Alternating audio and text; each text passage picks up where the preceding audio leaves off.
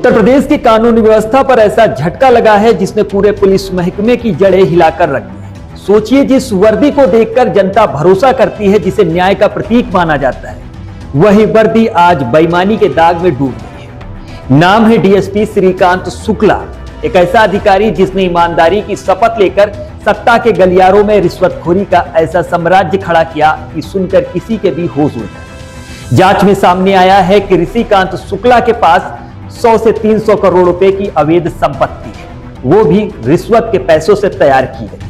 आलीशान कोठियां, लग्जरी गाड़ियां, जमीन जायदाद का साम्राज्य, सब कुछ एक पुलिस अफसर के नाम पर। अब सवाल यही उठता है, क्या ये वही पुलिस है जिस पर जनता अपनी जान की सुरक्षा का भरोसा करती है?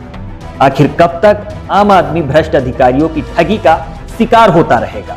कब तक वर्दी के अंदर छिपे ऐसे दरिंदे कानून की चौखट पर बैठकर न्याय का मजाक उड़ाते रहे? यूपी में आखिर चल क्या रहा है?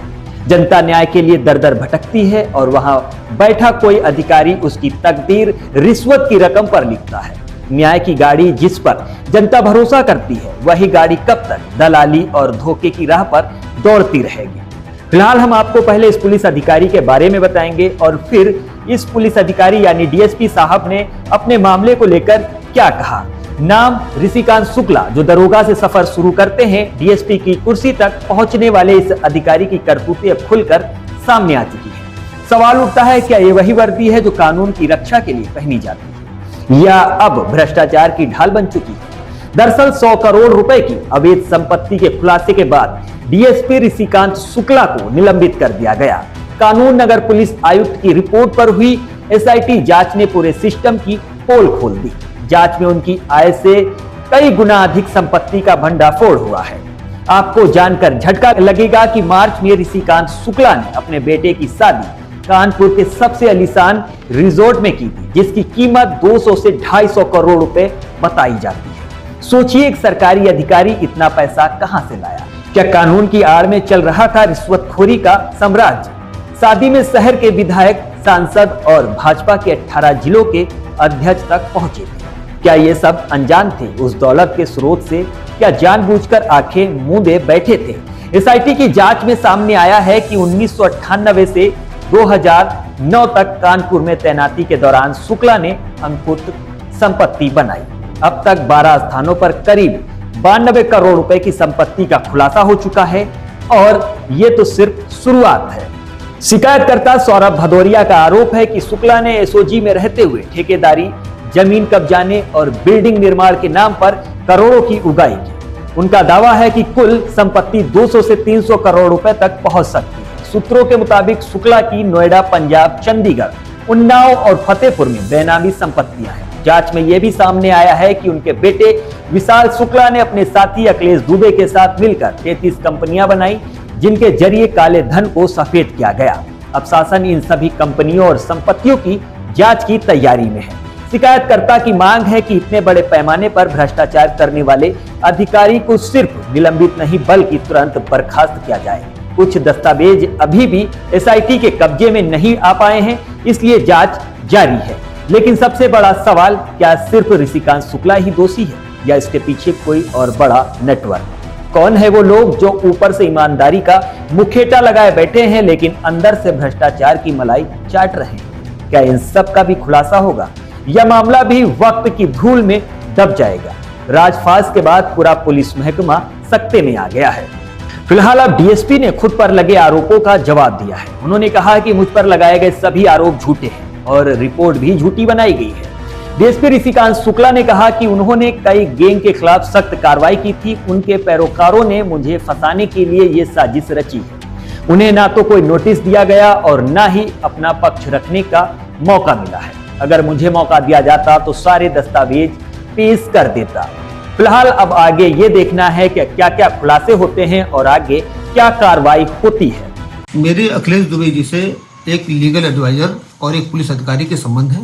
मैं उनसे जब भी कोई टेक्निकल मामला होता था, उनसे मैं इस संबंध में कुछ लीगल एडवाइस के लिए जाता था और कानपुर की पोस्टिंग के दौरान मेरे उनसे कई बार बातचीत हुई और लीगल एडवाइस मैंने लिया। मेरे उनसे संबंध के एक लीगल एडवाइजर और एक पुलिस अधिकारी के हैं। और एक दूसरा आरोप जो लगाया जा रहा है कि 33 कंपनियां मेरे बेटे के नाम से है। ये सरासर झूठ है। कोई भी ऐसी कंपनी मेरे बेटे के नाम से नहीं है, और कोई भी अगर इस तरह बताता है तो ये भ्रामक सूचना है, ये गलत सूचना है। और कुछ प्रॉपर्टी बताया गया कि मेरे पास एक आर नगर में मेरे दोस्त देवेंद्र द्विवेदी हैं, उनके 92 करोड़ की प्रॉपर्टी, 11 दुकानें जो 92 करोड़ की प्रॉपर्टी, ये सरासर गलत है। मेरे देवेंद्र दोस्त हैं और मेरी उनसे बात भी हुई थी। ये तो उनको भी जानकारी नहीं है कि उनके नाम से कोई प्रॉपर्टी स्वरूप नगर या आर नगर में है। तो उसके लिए उन्होंने कहा कि मैं खुद इस बात के लिए मैं आश्चर्यचकित हूँ कि इस तरह मेरे ऊपर कैसा आरोप लग गया। उसके बाद दूसरा एक ये हो रहा है कि मेरे पास 100 करोड़ की प्रॉपर्टी है। मेरा अखिलेश दुबे जी के साथ कोई कंस्ट्रक्शन कंपनी थी, उसमें 100 करोड़ टर्नओवर है। ये सरासर गलत है। मुझे ऐसा लगता है कि कुछ अपराधी गैंग, कुछ माफिया गैंग, कुछ ऐसे लोग जो जिनके विरुद्ध मैंने कड़ी कार्रवाई की है, वो लोग हो सकता है कि उनके पैरोकार किसी माध्यम से मेरे खिलाफ साजिश रच रहे हों और उस साजिश का मैं शिकार हो रहा हूँ। मैंने यहाँ D2 गैंग, जिसने STF के धर्मेंद्र सिंह को मारा था, उसको मैंने कलकत्ता से पकड़ा। 1 लाख रुपए शासन ने उसको रिवार्ड किया था। उसका एक भाई 2 लाख रुपए रिवार्डेड था, जिसको मैं दिल्ली स्पेशल सेल के साथ मैंने पकड़ा था। इसके अलावा मैंने D2 गैंग को पूरी तरीके से नेस्त नाबूद किया यहाँ से, जो कि 30 दशक से यहाँ पर आतंक फैलाए हुए था। इसके अलावा बहुत से ऐसे मादक पदार्थ तस्कर थे। मुन्ना बजरंगी गैंग के शूटर्स को मैंने इनकाउंटर में मारा, मुठभेड़ में मारा। इसके अलावा बहुत से ऐसे अपराधी थे जो समाज के लिए, कानून के लिए दुश्मन थे। उनके खिलाफ मैंने कड़ी कार्रवाई की। हो सकता है कि ऐसा गैंग एक संगठित होकर के मेरे विरुद्ध साजिश कर रहा हो। मनोहर शुक्ला के बारे में जो एक झूठे षड्यंत्र मेरे ऊपर कर रहा है, मनोहर शुक्ला के बारे में जो मैंने कुछ जानकारी की है, वो श्री प्रकाश शुक्ला जो माफिया था, जो मारा गया था, उसका पड़ोसी है, उसके गांव का रिश्तेदार है, इसके रिलेशन में भी आता है। ऐसा है, वो अपराधिक तत्व है, वो मुहूरी करता था। इसी की आड़ में मेरे खिलाफ वो षड्यंत्र कर रहा है। वो उसकी जो बातें बताई जा रही है वो पूरी तरीके से निराधार है और इसमें कोई तथ्य नहीं है।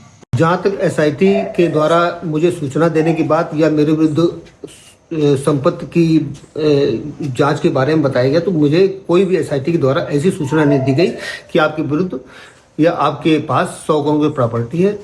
और जहाँ तक मेरा पूर्व CP श्री अखिल कुमार सर के बारे में या SIT के बारे में यह कहना है कि उनको कुछ लोगों के द्वारा गुमराह किया गया और जिससे उनको गुमराह होकर के उन्होंने मेरे विरुद्ध रिपोर्ट भेजी है। और जहाँ तक मुझे लगता है कि अगर मैं उनको स्पष्टीकरण अपने देता तो वो भी संतुष्ट हो जाते। मुझे अपने उच्च अधिकारियों पर, जांच अधिकारी पर और सरकार पर, मुझे शासन पर पूरी तरह से भरोसा है। मुझे जहाँ बुलाया जाएगा मैं वहाँ पर जाऊँगा।